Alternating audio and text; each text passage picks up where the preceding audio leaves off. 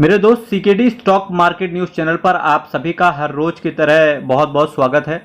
आज मैं जिस म्यूचुअल फंड की बात करने जा रहा हूं इसका एनएवी 121 रुपये का चल रहा है और मैक्सिमम रिटर्न 19.54% के सीएजीआर के हिसाब से 19.5% के आसपास का सीएजीआर इस म्यूचुअल फंड ने अपने इन्वेस्टर्स को डिलीवर करके दिया है। 5 साल में बात करेंगे बहुत कम रिटर्न है, 15.5% के आसपास का ही सीएजीआर आ रहा है। 3 साल में बात करेंगे 36% का सीएजीआर है और 1 साल में बात करने की चेष्टा करेंगे तो 27% के आसपास का रिटर्न आया है। वहीं 6 महीने में बात करेंगे तो ऑलमोस्ट 16% के आसपास आया है और 3 महीने में बात करने की चेष्टा करेंगे तो 10% के आसपास का रिटर्न इस म्यूचुअल फंड ने अभी फिलहाल बना करके अपने इन्वेस्टर्स को दिया है। मैक्सिमम 19.54% का सीएजीआर है, तो इस चीज़ को आप याद रखना क्योंकि इस चीज़ की चर्चा भी एक बार फिर से मैं करने की कोशिश करूंगा।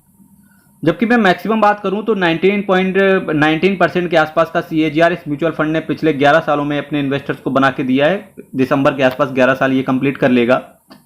3 आउट ऑफ 5 वैल्यू रिसर्च ने इसको रेट किया है और चिराग सेतलवाल साहब आपके पैसे को मैनेज करके चल रहे हैं। यही चिराग सेतलवाल साहब आपकी जो स्मॉल कैप कैटेगरी है इसी म्यूचुअल फंड की, उसको भी मेंटेन करके चल रहे हैं। जहां अदर म्यूचुअल फंड्स ने, अगर मैं बात करूं एग्जांपल के तौर पे मोतीलाल ओसवाल की बात करूं, जहां 21% का सीएजीआर मोतीलाल ओसवाल के मिड कैप ने दिया है। इसके साथ साथ एसबीआई के स्मॉल कैप ने भी, एसबीआई के मिड कैप ने भी मोतीलाल ओसवाल की जो मिड कैप है उसने 21% के आसपास का रिटर्न अपने इन्वेस्टर्स को मैक्सिमम 10 सालों में डिलीवर करके दिया है। वहीं अगर मैं बात करूं एसबीआई मिड कैप की तो उस मिड कैप ने भी 19% के आसपास का सीएजीआर मेंटेन करके रखा हुआ है। एक्सिस मिड कैप की बात करेंगे तो उसने भी 19% के आसपास का सीएजीआर मेंटेन करके रखा हुआ है। यही पीजीआई इंडिया मिड कैप की बात करेंगे तो उसने भी 19% के आसपास का सीएजीआर मेंटेन करके रखा हुआ है। यानी कि ये म्यूचुअल फंड जो है ये भी अपने पीयर जो कंपेटिटर हैं उनको सेम कैटेगरी का रिटर्न उनसे प्रोवाइड करने की कोशिश कर रहा है। पिछले 10 सालों की बात करेंगे तो 5.5 गुना के आसपास इस म्यूचुअल फंड ने रिटर्न को डिलीवर करके दिया है और रिस्क आपका वेरी हाई रहता है, ये आपने पता होना चाहिए। HDFC mid cap opportunities fund direct plan growth की मैं आपके सामने चर्चा कर रहा था। 36,911 करोड़ का असेट साइज है।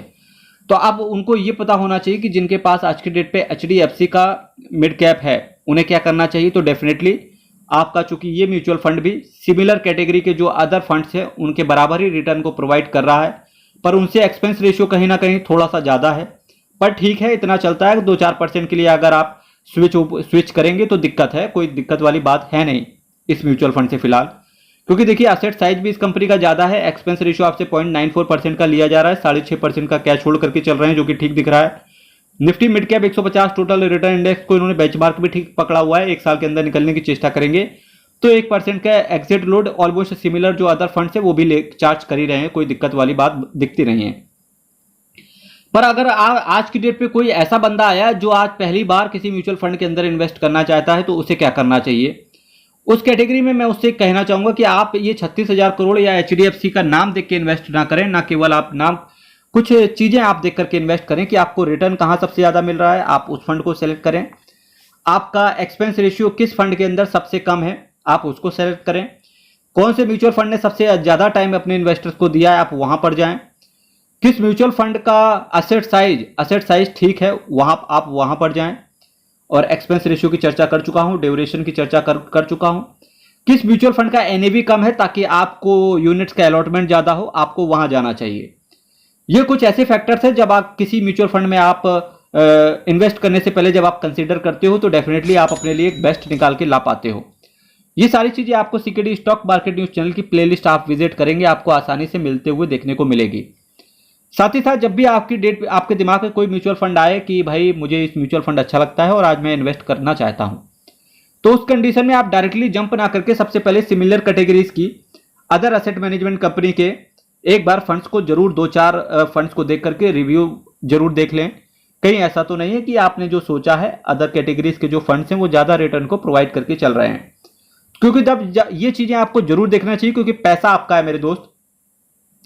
आप अगर आज की डेट पे किसी थोड़ा सा अगर आप कि वर्क नहीं करते हैं जिसकी वजह से 4-5% कभी कभी रिटर्न आपको कम मिलता है, तो होता क्या है इंडस्ट्री से कि जहां आपका जो आपका टारगेट 1 करोड़ का है तो वहीं आपका टारगेट केवल उतने ही समय पे आपको 60-70 लाख के आसपास मिलता है। तो 30-40 लाख का टारगेट केवल आपको इस वजह से कम मिलता है कि आप थोड़ा सा चीजें 1-2 घंटे के लिए एक्सप्लोर नहीं कर पाए, तो आपको डेफिनेटली चीज़ें एक्सप्लोर करती रहनी चाहिए। और जिंदगी चलने का नाम है और सीखना गाड़ी का नाम है, तो सीखते रहो और ज़िंदगी चलाते रहो। Capital goods, services, health care, chemicals, automobile, technology, metals and mining, materials, communication, consumer discretionary, consumer staples, construction, energy, textile जैसी कुछ दिग्गज कंपनियों का आपने सहारा रहना है, यानी कि इन सेक्टर्स के अंदर आपका पैसा जा रहा है। कुछ अदर्स में आपका पैसा लगा हुआ है। अभी मैं बात कर रहा हूँ किन किन शेयर्स में आपका पैसा लगा रहेगा अगर आपके पास ये फंड है। Indian Hotels, Hindustan Aeronautics, Cholamandalam, Max Health Care, Bharat Electronics, Apollo Tyres, Sundaram Fasteners, Tata Communication, Balkrishna Industries, Indian Bank, Jindal Steel and Power, Persistent Systems, Federal Bank, SKF India, NIIT Technology, Shriram Finance, Max Financial Services, AIA Engineering, Crompton Grips, Ipca Laboratories, Inox Fluorochemicals, Supreme Industries, REC Limited, Redington Limited, Power Finance, Mahindra and Mahindra Financial Services, Solar Industries. Solar industry का share price Google पे search करके आओ, देख के दिल खुश हो जाएगा।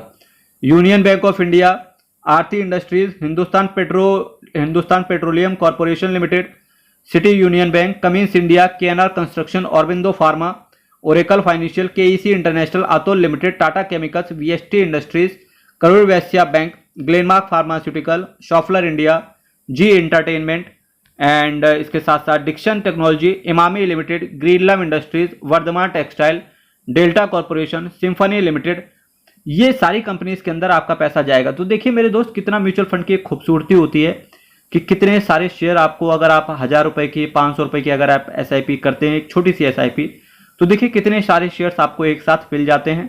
एक पूरा बकेट मिल जाता है शेयर्स का, और एक बंदा भी मिल जाता है जो आपको पैसे को, एक पढ़ा लिखा बंदा जो कि मैनेज कर रहा होता है, जहां कहीं ना कहीं आपका फोकस केवल आपकी पढ़ाई पर या आपके बिजनेस पर या आपके जॉब पर होता है, और आपके पैसे को मैनेज करने का काम फंड मैनेजर होता है, जिसको आप केवल एक्सपेंस रेशियो पेड करके और आपको अपने काम पर लगा के रखते हो। तो ये सारी चीज़ें एक म्यूचुअल फंड को अच्छा और खूबसूरत बनाती हैं। मेरे दोस्त, एचडीएफसी एसेट मैनेजमेंट कंपनी की बात करें तो 4,72,831 करोड़ का एसेट अंडर मैनेजमेंट है। 139 स्कीम को टोटल ये मैनेज करके चलते हैं। आज मैंने कुछ अच्छी चीज़ों की बात करी, इस मिड कैप से रिलेटेड कुछ खराब चीज़ों की बात करी। दोनों के बीच में आपने डिसीजन लेना है। अगर आप पहली बार म्यूचुअल फंड के अंदर हैं तो क्या करना है, अगर आप ऑलरेडी इन्वेस्टेड है तो एटलीस्ट ठीक है, कुछ ज़्यादा बिगड़ा नहीं है। मेरे दोस्त, चैनल आप सब्सक्राइब कर लेना, वीडियो शेयर कर देना। कल फिर आपके सामने same time same channel but कुछ नए म्यूचुअल फंड्स के साथ चर्चा करेंगे। तब तक के लिए हृदय की गहराइयों से CKD stock market news channel की तरफ से आप सभी को हार्दिक शुभकामनाएं। साधुवाद, बहुत बहुत धन्यवाद।